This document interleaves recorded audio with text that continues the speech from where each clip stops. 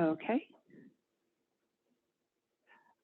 Hopefully that's okay. Sorry about that for anybody listening remotely. I just had it muted. Technology, right?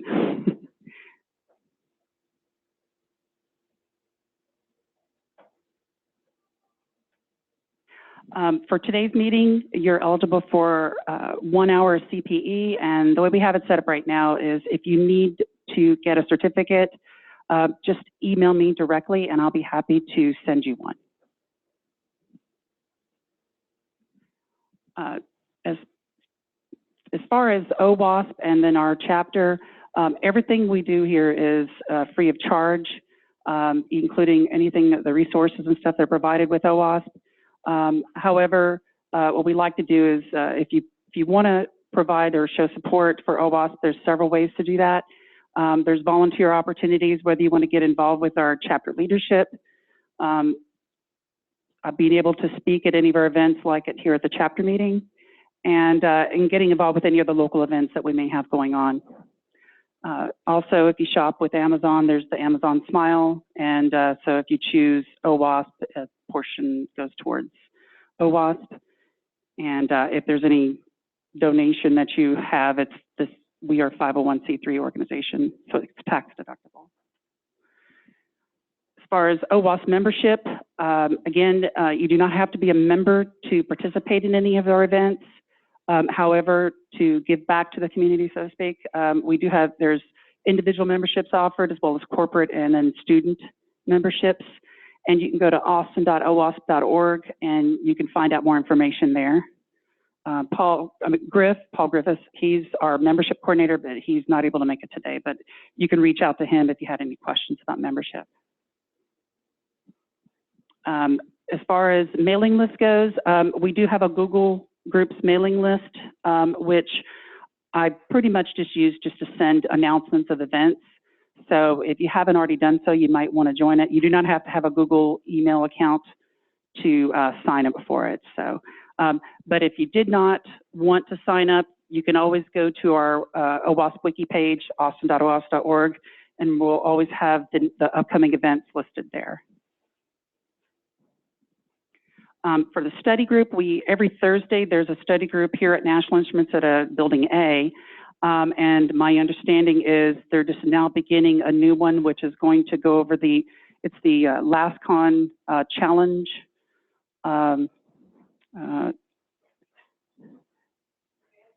Badge challenge. Thank you so much. It's the badge challenge for LASCON, and so you can have the opportunity to participate in that now. You wouldn't be eligible to do it during the LASCON itself, but what they're hoping to do is have it where they can go through it, and then they can actually, at the end of the conference, they can provide a lesson learned type thing and discussion around that. So Matt Pardo is our education coordinator. We also, anything with our study group is on our Austin OWASP Slack channel. And there's a hashtag study group. That's I guess the channel itself, but or whatever group that is. I'm not Slack savvy here, but and then I think they have one specifically set up for this one specific study group. LASCON, this is going to be our 10th year anniversary coming up this year, and we already have keynotes lined up. There are discounted tickets available, and for anyone who's wanting to present or for any training, it's the CFP as well as the CFT is open until the end of this month, this next week. So if you really want to be able to present, if you can go to lascon.org, and for there you can go and submit your talk. Upcoming chapter events. I have this as more of a placeholder here with the OWASP Austin training. We're still have an idea of offering some training outside of LASCON. To this point, we haven't come up with anything just yet, so it's just stay tuned. Also, the Awesome Security Professionals Happy Hour. We have had it where we couldn't get a sponsor, but I just found out today that Contrast Security is going to sponsor the one for this coming in July. So I'll be sending out the information on that. I would encourage y'all to attend. It's a great way to get together and just, the sponsor basically picks up the tab for any food and drinks at Baby Acapulco's. And yeah, please, when we send that out, just please attend, and we'll see you there. It's Baby Acapulco's. It's on, it's the Arboretum area on Stone Lake. So it's going to be July, I think, 11th. It's the second Thursday from 5 to 7 p.m.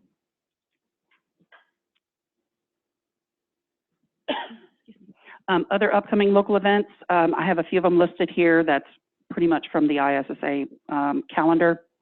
And I was going to see if anybody else had any other announcements for other local events. I'm Bill Kleinbecker, Program Chair of Technology Advisors Group. Our meeting on Friday, our breakfast meeting, is going to have a security theme to it. Our main speaker is the president of Athena Security. Their key technology is gun detection, but they have other technologies, things like behavioral and things like that. So I think it's going to be a great physical security. So if you're the cyber people, but you got physical people, mention that one. I have handouts here to help you remember. The 5-minute speaker is a company, and I can pull it off the top of my head anyway, because I just got them, but they are going to be in the, they are a cybersecurity platform for detecting, fixing, and all of that. The theme across the board is the fact that things are becoming more and more real-time and preemptive in security as well as healthcare, everything else you can think of in the new technology. So I hope you want to look ahead to that kind of, promoting that kind of thing at your company would be great. See you. Thank you. Anybody else know of a local event that they'd want to mention? Okay. Usually take a time here to, if there is any company that has job openings they want to announce. Okay. And so now I'd like to introduce Dovell Bonnett for presenting on Passwords Are Secure.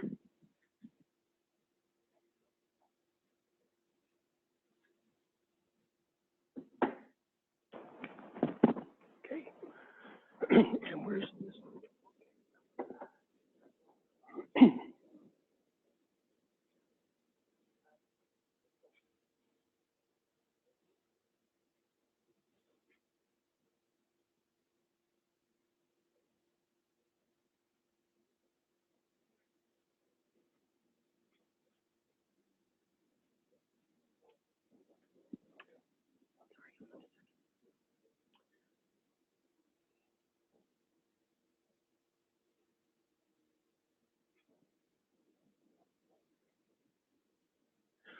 So while she's setting up, just to kind of give you a little bit of background on who I am. I've been in cybersecurity now for almost 25 years. I was doing this before anybody even knew there was cybersecurity. Is anybody here from Microsoft, just by chance? Has anybody ever talked to or went to Microsoft Office and seen their blue badges? I am the inventor of that badge that combined physical and logical access all on the same ID badge back in '99 when Microsoft had a security breach and they lost their source code to Windows 98. I also have 2 engineering degrees, a BS in electrical engineering, a BS in industrial engineering, a minor in mechanical engineering, excuse me, and a minor in business management. I got more BS degrees than I think most college graduates do, and that's why I got into sales and marketing. So one of the passions I've had is about passwords. So really when it comes down to passwords, what I'm going to be talking about, and I'm going to be talking about PKI and some of the other ways of authentication, it's not to criticize or put down another technology. Every single one of these technologies has their value, has their purpose, but what typically happens is they are implemented wrong. They're put in the wrong place, the wrong types of people are using them, and they get a bad rap. So one of my first books was Online Identity Theft Protection for Dummies. And I had this cartoon created. Well, whoever stole my passwords was sure clever, because none of my passwords reminders are missing. I had that written in 2008. I would say that pretty much the same thing is true today. So here's the first rule, and I consider it the very first rule when it comes down to cybersecurity. I hope you don't mind, I'm a walker, so I'm going to pace a little bit. And that's when it comes to cybersecurity. When security is cumbersome to the user, they will always find ways to circumvent security for their own personal convenience. So whenever you're putting in cybersecurity architectures, putting in place different types of structures, you've got to think about the user and you've got to think about the convenience. If you don't, they will get around it. Just a few minutes ago when we were waiting to get in, we all know about tailgating. You talk to the physical access guys, they will scream and holler that you are not to tailgate, which means somebody opens the door and 5 people all walk in. Well, guess what? 5 people just walked in when one person unlocked the door and the door hadn't even closed yet all the way and somebody ran up to it, pulled it, and went in. That's a security violation right there. But it's convenience that drives them to do it. So I've got 2 questions I first of all want to ask, and I want to take a raise of hands here. Who here thinks passwords are secure? Yay! Okay, 2. All right, 3. For those who don't think passwords are secure, what's insecure about them? Why don't you think passwords are secure? They're what? They can be decrypted, okay. Why don't you think passwords are secure? It's only one factor, okay. Sir? Okay.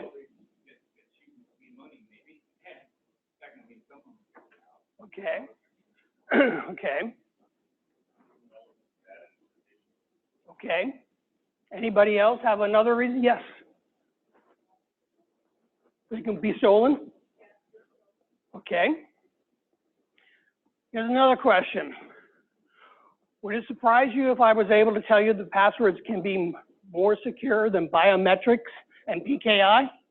Well, we'll see. We'll see. It depends on what level, where you talk about security.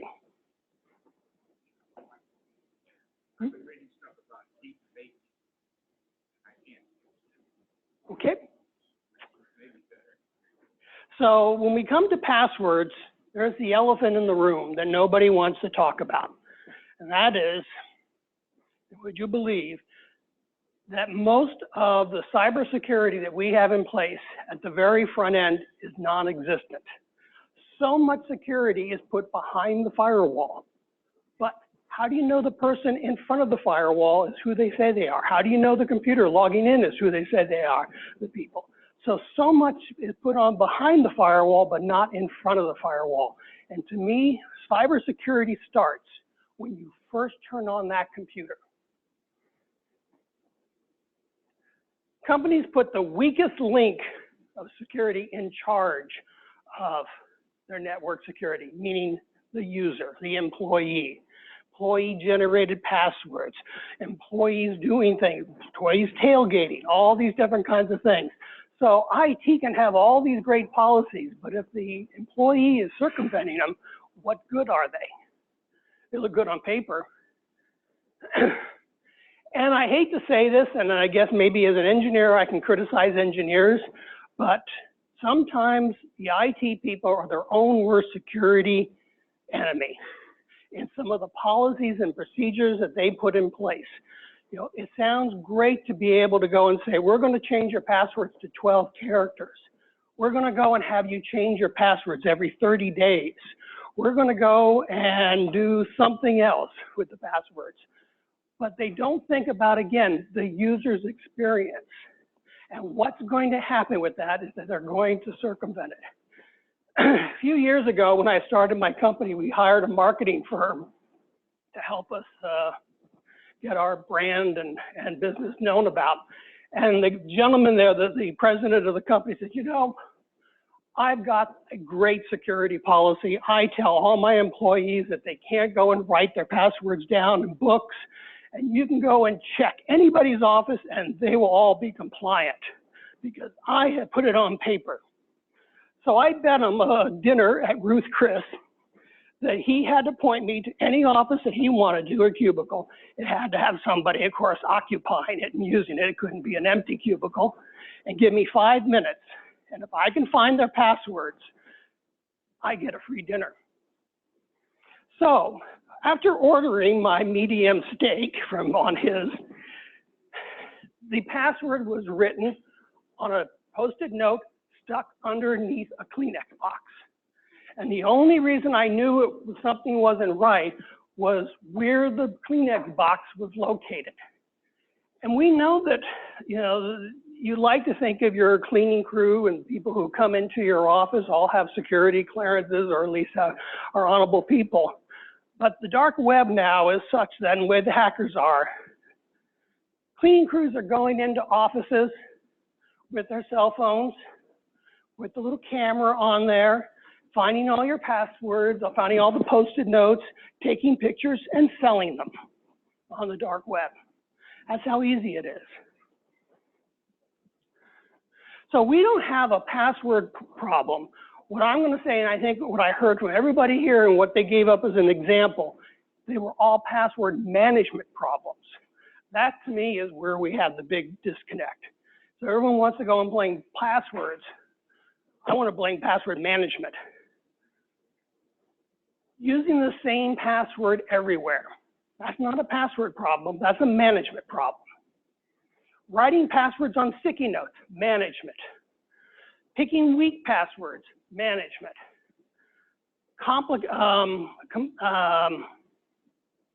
Complicated password rules, sorry about that. Complicated password rules, that comes from IT, management.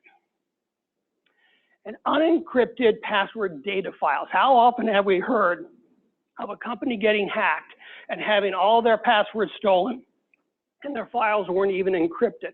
They weren't even hashed, let alone being salted. Whose fault is that? That's a management problem. That had nothing to do with passwords.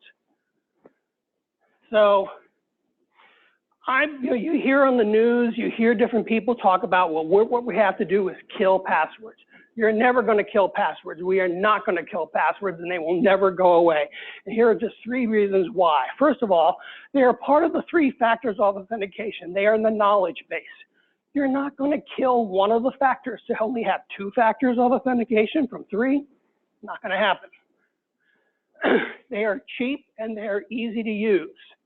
I was at a presentation last week for some people from Texas, state of Texas, and they wanted to use the authenticator. I won't say whose they're going to use, but they wanted to use one of the cell phone authenticators. I kind of went, maybe you should think that. We don't care. We know that it's insecure. We know it can be broken into. We know it's not great, but it's cheap. And how many people know that passwords are the only form of authentication of the factors that's protected by the 5th Amendment of the U.S. Constitution? And if you didn't know that, reason being, passwords are knowledge base. The 5th Amendment has self-incrimination. You cannot be forced to reveal information that will be for self-incrimination.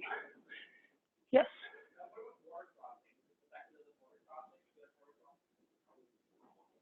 I don't know about that. So this is where it came out of a 1986 Supreme Court ruling that where if you have a combination to a safe, the police and law enforcement cannot force you to reveal that combination because there might be something in there that would incriminate you. They then went on a few years later and said, you know, passwords are just like combinations to safes. And then we've also had the district attorney in Virginia and a few other states over the years claim that passwords are protected by the 5th Amendment. So there is legal stance behind it. So what I'm also going to show you is what everyone wants to talk about what's wrong with passwords. It's also what makes passwords great, is what's right with passwords. Before we go on much further, any questions that I've said something that someone's just itching to rebuke? Okay. Oops, sorry about that. So we all know where passwords are being used. These are just a few of them. They're used to protect our financial data. They're used to protect our trade secrets. They're used to protect our health records. They're even used to protect our nuclear launch codes. So passwords are here. What we have, and I think somebody mentioned it and I forgot who did, was that we don't have a password problem. We have a single factor authentication problem. It's when we go to one single factor, that's the problem. And so the three factors, we all know them, and I'm not telling you something you don't know, but still, something you have can be stolen. The wallet can be stolen, which has your card in it. Your phone, your purse can be stolen that has your cell phone in it. Anything that's physical can be stolen. Same thing is true with your passwords or knowledge base. You're typing it in, key loggers, over the shoulder, cameras that are around here that are picking people up, looking over you. Passwords, what you type in can be stolen. And the same thing with your fingerprints. They can be stolen. Fingerprints are public knowledge. You've touched that water bottle. You're going to throw it away and recycle it. Well, there was an article out, I think a couple of weeks ago, where somebody just picked up a person's cell phone. They dusted it. They lifted off the fingerprint.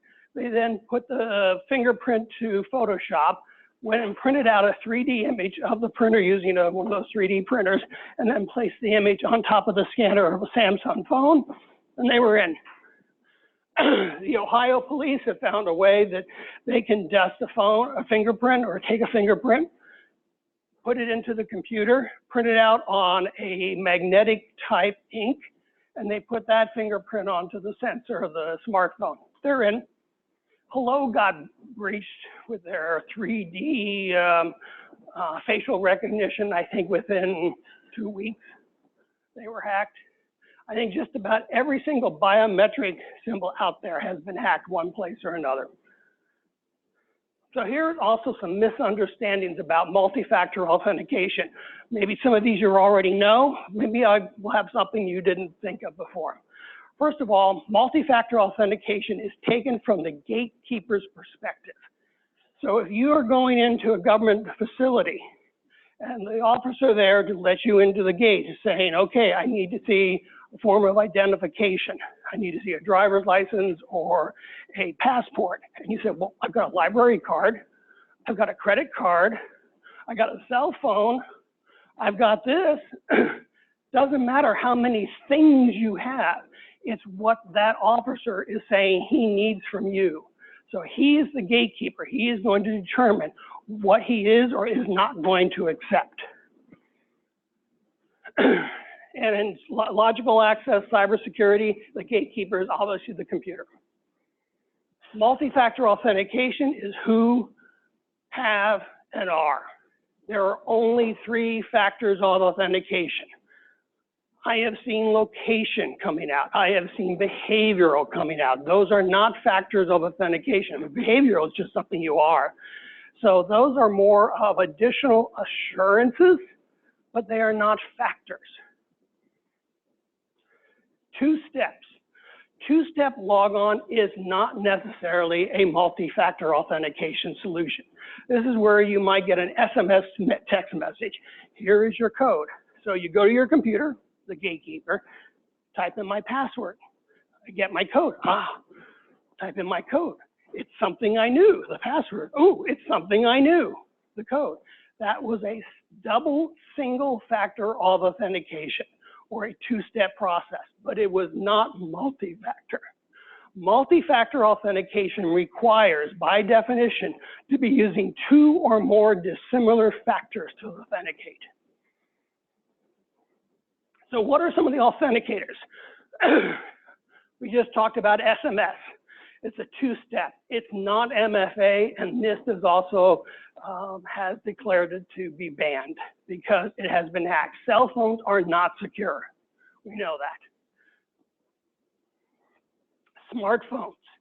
Well, there are some applications which are not really multi-factor authentication. They're two-step processes. Some of them are SMS. And then there are a few that are multi-factor authentication. But the issue you've got to ask yourself about using a smartphone, who owns it? Who's in control of it? Who's managing it? Does the IT company or the security company within your corporation have really any control over it? Where if a user is going to go and load in apps, are any of those apps going to be really spyware that's going to go and pick up how you log into your computer? Yeah, they're out there.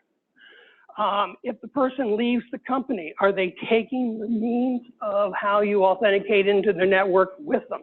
Yeah, because they're on the phone.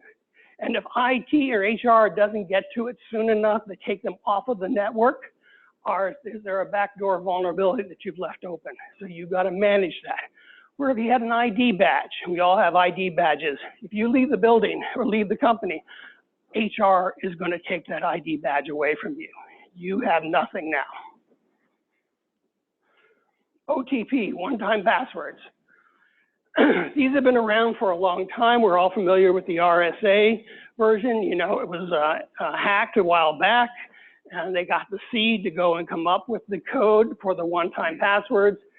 It's something else for you to carry. It's something else that you can only sync to one server because you have to do that syncing. You can't just go to any server with that one-time password. So you either have to have multiple passwords or multiple of these tokens, or you have to go into one to your network. So you have to be careful with the OTP type stuff.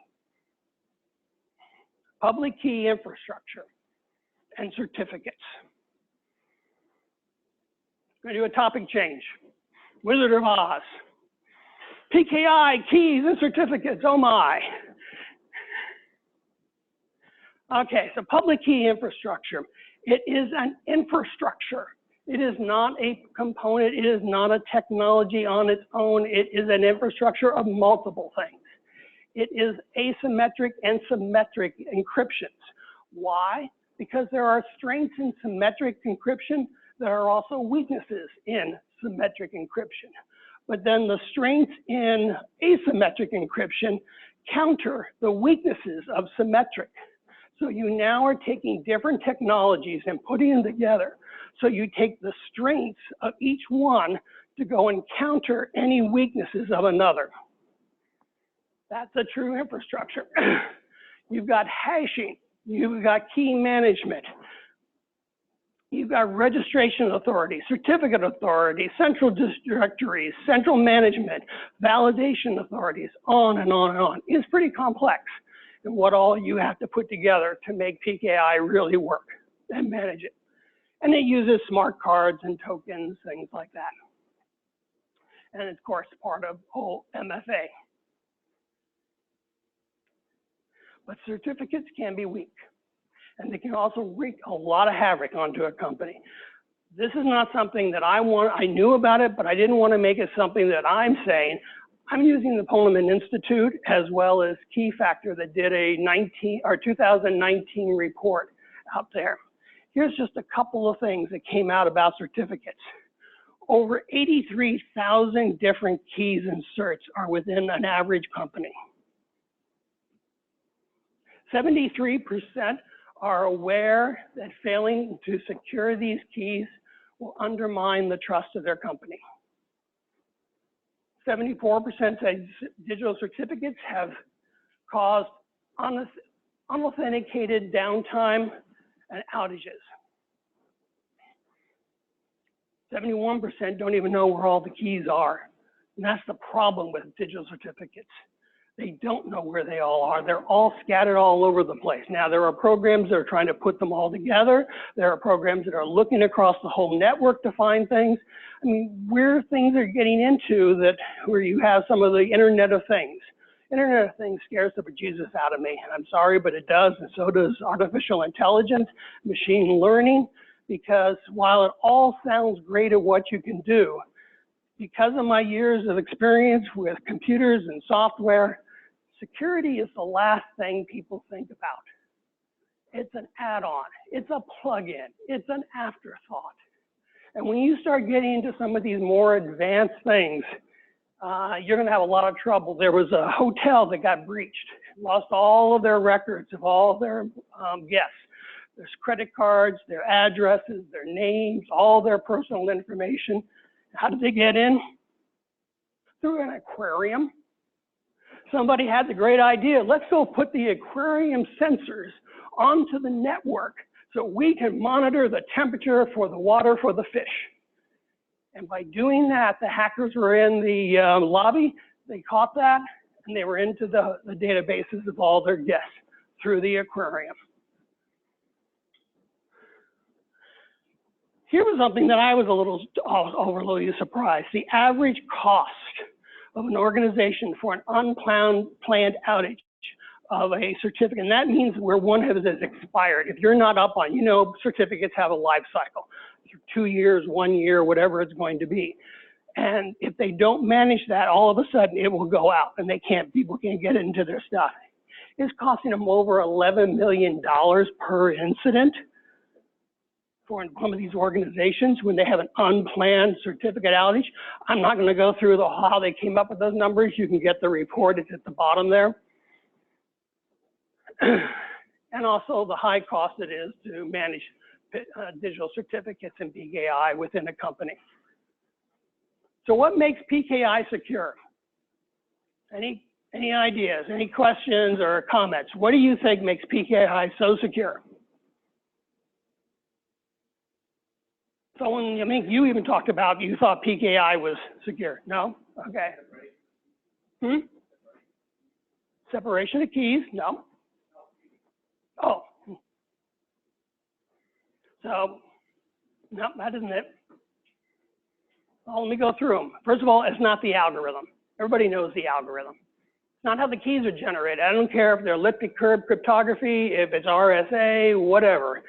Everyone knows how those keys are generated. It's not the complexity of the infrastructure. A lot of times that complexity actually makes it more insecure because there's more nodes for hackers to hack into. And it's not the size or changing of the frequency of the keys because you can't change the size of the key. If you've got a 2048 RSA PKI certificate, it has to stay at 2048. You can't say, oh, you know, I think I'll make my private key this time, a 3086. No. It's a 2048. It's always going to be that. So what keeps it secure? How you protect that private key. That's the only thing that keeps PKI secure. And all the different methodologies that people have put in place to protect that private key. And some of them are very good at protecting that private key. Now, the recent incident with Intel, well, or not Intel, but Siemens and Infineon, where they had a bug in their source code in their chips for smart cards for PKI that you were able to go and take a public key and reverse engineer the private key out of, and that was a little oops. It affected something like 40 million people at one time, if not more. So how are they secured? Okay, they are long and they're complex. That's good. They use multi-factor authentication. They use encryption, AES, SHA, all the other kinds of encryptions they use. But the big thing is employees do not manage them. They don't generate them. They don't type them. They don't even know them. That's one of the key factors. You get the employee out of the equation. So why can't we do the same thing for passwords? Who says a person has to type in their passwords? There's nothing written down that says that. So why not use true MFA to protect your passwords? Why not use the encryption, the hashing, the salting of passwords? Why not go ahead and don't let employees actually know them, generate, or manage them? Every account can have its own unique long password. Can't really do that with certificates. And let IT manage them. Let IT go and change your passwords on you every day if they feel like it. So it's now taking this idea of something I know and PKI mentality with the keys, where the keys are stored someplace. You have a card, you have a token that you may have to know 1 passwords to log in, 1 PIN, 4 characters, 6 characters, 10 characters, limited number of tries that you can attempt before it locks or destroys the device, all of those types of things. But you don't have to know a 500 character long password to get into your Amazon.com account. Okay, biometrics. While I might sound a little negative on biometrics, I'm not. I like biometrics. It has its place. But biometrics industry and community did something that I objected to. They attacked my beloved passwords. So I'm attacking back. So they like to say that we're going to go and kill passwords and we're going to replace them with biometrics. They're not. Biometrics has so many other problems with it that you're not going to be able to do it. You talked about one of them, the cost. But here's some of the other issues. Biometrics is a public information. You have touched something. I have my cell phone. Click. I just took your picture. Facial recognition. That's public information. You leave a voice message on my machine. Ah, I got your voice print. Public information. I've got it. I can replay it. There are software packages now that you can train to speak words, and some of them you can then start adjusting the frequency to them and the volumes and all the other kinds of things that you can morph the sound to sound somewhat like the person, if not the person, depending on how skilled you are.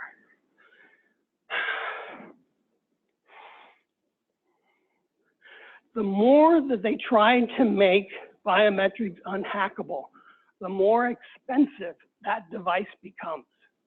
And the more expensive it becomes, the more unattainable it comes for most companies to use.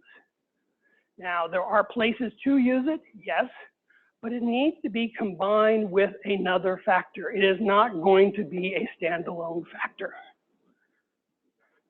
And as I said, 99.9%, and I'm giving it the options, it might have been that 1.1% of something I haven't heard of yet, have all been hacked one way or another.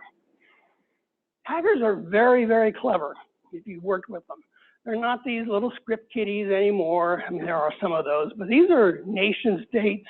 These are very sophisticated government, military, and other types of organized crime organizations, terrorists who are doing this. They're very sophisticated, but they look for the things that, as engineers, we overlook. We don't think somebody's going to do. I was on the Olympic committee to do the smart cards for the Atlantic Olympics. That was what, back in the 80s, I think, whatever it was. And they were using a Visa Pay to pay for all your stuff at the venue. And they had this idea that, hey, because this is brand new, go to the vending machine, put in $100, and go ahead and get your smart card. If you don't like it, you don't like to use it, just take it to any of our banks and we'll give it back. We'll look and see how much is on there and we'll refund you back cash. So they were sure that no one was going to break into this.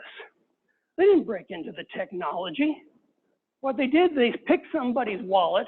They took their credit card, they went to a vending machine, bought 100 of those little smart cards, then took them over to the bank and said, you know, I don't like these things, would you give me my money back? They broke the system. They broke how the infrastructure was put in place, not the technology. Okay, one-to-many, I kind of skipped ahead here, sorry, but one-to-many, this is where you have the biometric template onto the server and you have to go and look at the one that you're reading and compare it to find one. It's time-consuming. You're not going to do it, especially not for physical access doorways. You need something. And to me, biometrics is my personal information. It's me. I want to be in possession of it. If they put biometric templates onto my smart card, and I had to go and insert my smart card, put my finger down, do a one-to-one on those two, and then have the card commit the keys or whatever else that was needed, then I'm fine with that. But just going up and using it as a single factor to get into my computer, get into a building, just by doing that, no way. False acceptance, false rejections. You're all in cybersecurity, correct? Pretty much everything. How many people here in security like the idea of the word false in a way to authenticate somebody? as part of the specifications. Sounds a little odd that you would do it. I mean, let's have false acceptance, false rejections on passwords. You know, you almost got your password right, but we're going to let you in anyways. No. So here's a question. Who in the last 60 days changed the biometrics? Nobody. Didn't change your fingerprints? Didn't put in a new eyeball? Change your face? Oh, odd. Why not? So what's right with passwords is that they can be made long and complex. Every computer network application can have its own unique password. They can be changed as frequently as you want to change them. There's no expensive back-end server modifications that are required. You know where they're all stored. They're in Active Directory and then into a SQL server or some server database where they're all kept. And then you control the security of how you get into that. But you know where they all are. No FARs, as I said. And we can use the same security that protects private keys to protect passwords. And I'm going to say something that I know gets me into trouble once in a while, but hey, if you can't get into trouble once in a while, what fun is it in security? To me, a key, PKI key, private key, symmetric key, is nothing more than a glorified password. To the computer, it's just a bunch of zeros and ones, and that's all the computer sees. It's just a glorified password. Yes, sir.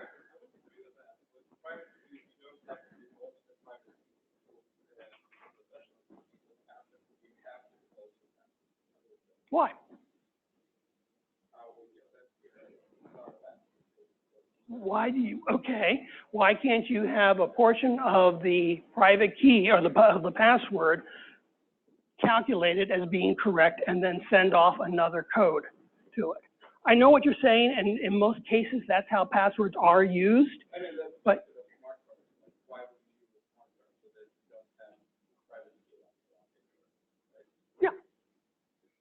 yeah, that's why we use a smart card, but it's also something easy to carry. It's something you already are carrying, so let's not go and add more things to you. There's a lot of security within the smart card where they've got mask layers on top of mask layers, so trying to probe a chip is virtually impossible. They've got traces on top of traces that are all out of random. So there's a lot of security they have put into the smart. Is anything created by human going to be where it cannot be broken by human? No. It is going to be broken given enough time, effort, money, resources. The question is, how much are they going to get and spend to get that one password? That's the question. Sure. My point is more along the lines of like comparing passwords with keys. Okay. And the difference in that. With passwords, you have to tell somebody the password to authenticate. With keys, you don't. Okay. So that could be one of the good points of keys. I don't deny that. So yeah, but at the same time, there's a lot of other problems with keys. So it's, again, can you do things to protect? And I'm not saying we are going to kill keys, that they don't have no value whatsoever. It's again, where it's used. What does PKI really offer? Authentication, authorization, data integrity, and non-repudiation. Correct? Those are the four. I think there's a fifth one. Okay? I can do non-repudiation, authentication, and authorization with a password. What I can't do is a digital signature with a password that you can do with a PKI. How many people within an organization are authorized to sign legally binding contracts with a digital certificate? Very few. So it's not an either or scenario. It's how can we go and effectively put in security in the front end so that companies will be able to keep the hackers out as best they can. So I will yield to your one thing that, yeah, you don't have to disclose the private key. I gotta get some water. This came in over Twitter. 100% of most company staff will just click OK when presented with an expired certificate warning. I think that's true. Yeah. I- Why? Gotta be. Convenience.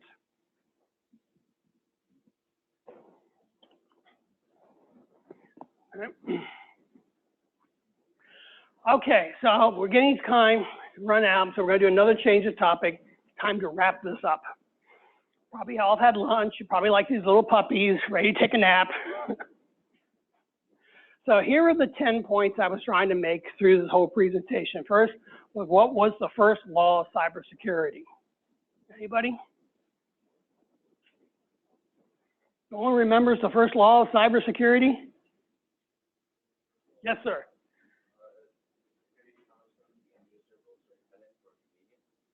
I'm sorry, I couldn't. Yes, they will circumvent it for convenience. Yeah, correct.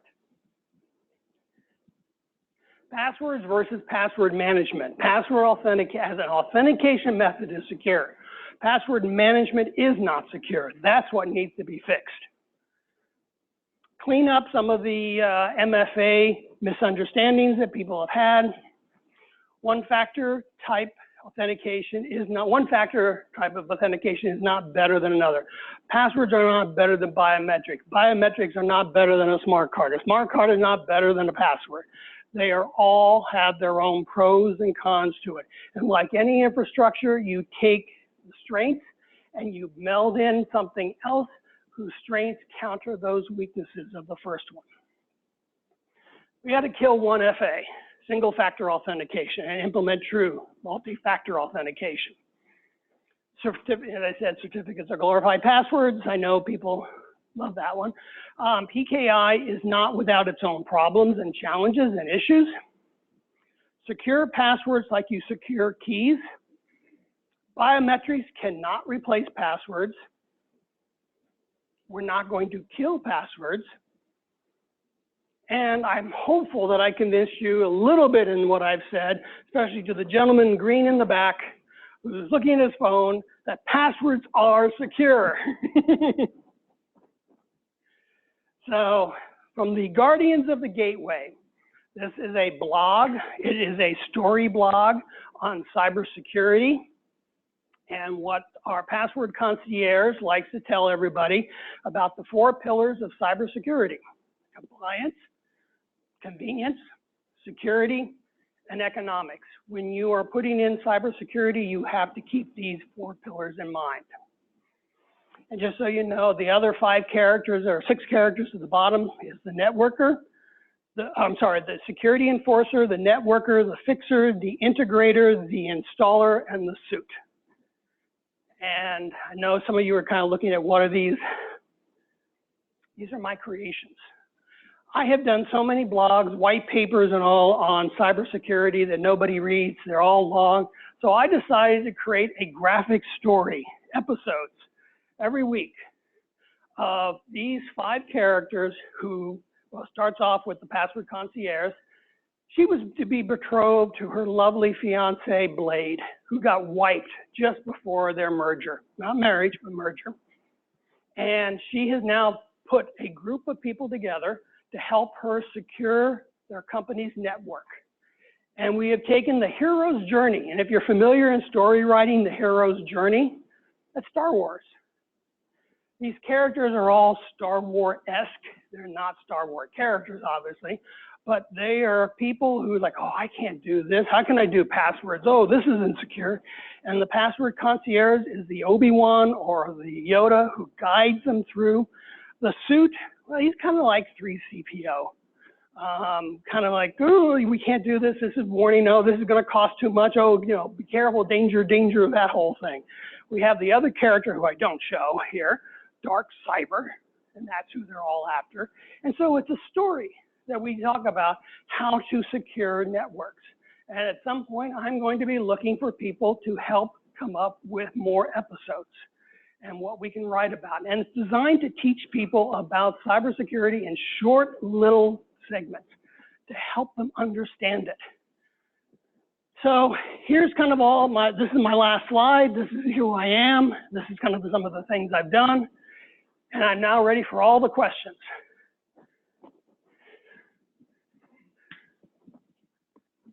I think it was a great talk. Is it working? I think it was a great talk, but I think like the whole industry, they seem to have like a completely different view. So for example, I wanted to use different passwords for like Google account, to have like a separate password for, let's say like contacts so that you can use it on my phone. And I think they had a feature where you can have like several different passwords for like different services, but apparently you have to use like the two-factor authentication to do that. So you were required to enable SMS. And I don't believe that SMS is secure, so I wasn't able to use that service. And another example that I have is that I was doing some contract work, and the people, they had like a GitHub repository. And in order to be part of that GitHub repository, I also had to enable two-factor authentication. And again, for security reasons, I wouldn't do that on my main GitHub account. So I had to create like a separate GitHub account with two-factor authentication for that project. And that kind of like defeats the purpose. And it's also, I think it's also like pretty bad that like Google, they basically require you to give up your security if you want to be more secure. Like, why does the industry, why is it like so backwards? Well, I'm not here to talk about my company unless I can talk a little bit about what we do. Can I? Thank you. What I did, and I agree with what you're saying, in that we have combined password management with true multi-factor authentication when you first log in. So we take your ID badge that you currently have to get into the building. You don't have to add anything to it, no more technology. You don't have to send it back someplace and get it added onto. You just need to get a reader onto your computer, which might be $35. And you now present your card to that reader and type in a PIN or do a fingerprint if that's what you've got. Now that authenticates you to the card. Now the card does all the rest. It goes in and it logs you into your Windows operating system. It logs you into your server with all your passwords, all behind the scenes. You don't see any of it. And then if you want to get into your Amazon, your Bank of America account, whatever, you simply double click and it automatically launches the app, launches the website, brings up that screen, sends it all in, and you're automatically filled in into your scene. Pull your card out or pull it away from the reader, you're automatically logged off of everything. The other thing is the IT managers have full control over the whole management of the card. They can revoke it. They can determine when they're going to change things on you. So they're changing stuff on that card all the time, and you aren't even aware of it. You don't need to know it. So now we get rid of the social engineering attacks. You don't know your password. How are you going to know your password into whatever company account if you don't know it, you don't type it? So someone can't socially engineer you because we're always looking at the URL first before we do anything else. You get one of these bogus phishing attacks. It might look good on the email, but you click onto the website and the logon page comes in. It's going to be a different URL than what we store. Sorry, not going to release it. So, well, what's different than a regular password management like LifeLock and some of these other ones that are out there, not LifeLock, what is it? LastPass. Some of them don't have multi-factor authentication. You still type in one PIN. And so you break that one PIN, the owner is still responsible for that one password. Get the user out of it. They don't even know what that one password, all they know is the PIN to the card. So that's where we're a little different. Okay, did I answer your question? Okay. Anybody else? Anybody? Yes, sir. So of that equation, what you know, what you are. Okay.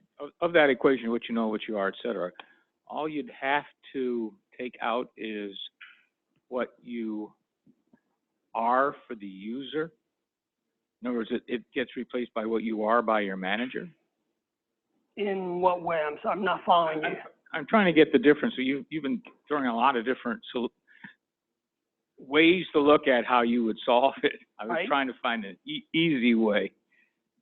Okay, if I'm understanding your question, in that you could use any one, you could use two of any of the three, is what I'm suggesting. Not that one is better than another.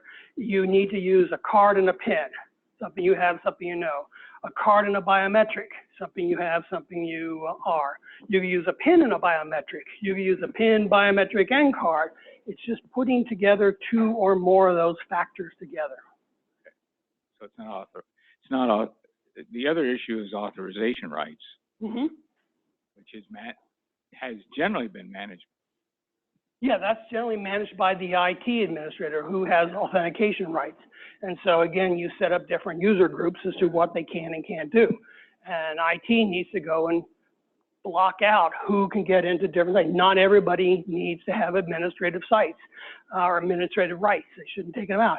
You know, this pass the hash was one of the easy attacks that people complained about. When you look at it, what makes it so vulnerable is that so many people are using just a hash function. They're not salting the hash. You salt the hash, you don't run into the same problem with pass the hash. Also, if you are changing your passwords frequently, a pass the hash has a more difficult time. And if you don't give everybody administrative rights, again, you take out a layer. So you're not going to ever stop it 100%, but you're going to put up enough barriers. And the hackers that I've known and the criminals that I've met with have all said that, you know, if I can find easier prey, I'll go someplace else. So it's really just putting in enough barriers. If somebody really wants to get into your house and steal your stuff, they'll drive a car through the wall if that's how they're going to get in, if they're that desperate to get in. Doesn't matter how many door locks you have. But the normal person, the normal criminal is going to say, 5 deadbolts? No, I don't want to get in this. And they'll walk away. Anybody else? Was this good? Did I teach, did anything come up that was new, or was it all that you all heard this before and it was boring? There was quite a spirited discussion on Twitter. You'll see when you open. I didn't know you had a Twitter account. Right? Oh, was it good or was it bad? Okay. Oh, okay. I think you mentioned that like SMS is prohibited by NIST. Can you talk a little bit more about that? About an SMS? I think SMS authentication, right? Yeah. It was like on one of the sites that was prohibited by NIST. Yeah. Can you talk more about that? I can talk a little bit about it. I didn't follow it that closely, but NIST has found out that smartphones and cell phones are not secure. They can be cloned very, very easily. They can be picked off. And so if you're getting an SMS code that's coming in, somebody else can pick that up too and get in before you. So that was really all it was just that from a security's perspective, they had barred SMS on their phones from all of their government employees.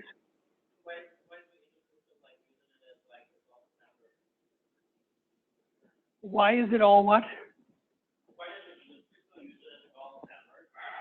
Why does the industry use paper? There are just some things that are still, the question was, why is it? Yeah. Companies still have a vested interest in it.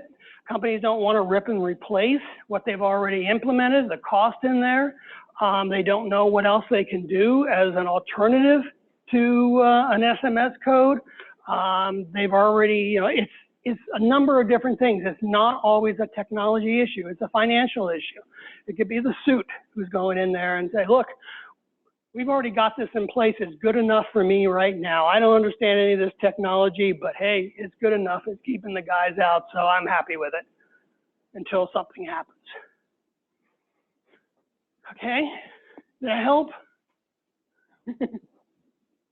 So you want to do the... Thank you very much.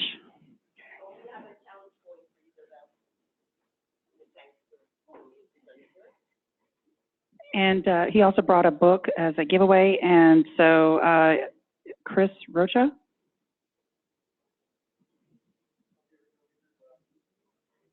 Oh. Must be present to win. That's okay, here we go. That's fine, that's fine. Okay. Well, thank you so much, and I really appreciate it.